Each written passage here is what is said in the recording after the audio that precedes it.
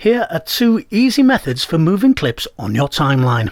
Method 1 works best with simple 2-track edits, and Method 2 is better suited for more complicated multi-track edits. So, let's kick off with Method 1. So let's say you've got a simple 2-track edit like this, and you need to insert this track here at the front of the edit. Simply click this button here, and this will turn on something called Autoripple.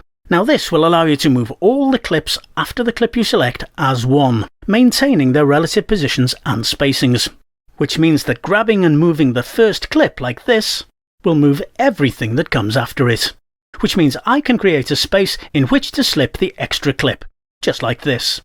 Now this only affects what comes after the selected clip. So, supposing I wanted to put the extra clip in here instead. As long as Ripple is turned on, you can simply move this clip and all those behind it, allowing you to seamlessly insert your new clip.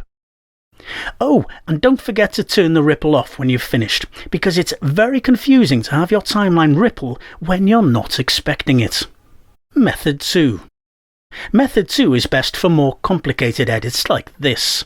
So let's suppose you forgot to add your intro at the beginning of the edit, so you need to move the entire edit to give you room at the front.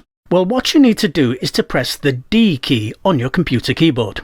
You will notice that pressing the D will cycle your cursor through 4 different options. The option we're looking for is the group selection cursor, which looks like this. Once you've got it, you can use your mouse to select the whole edit like this, and move it anywhere you like, as easy as that.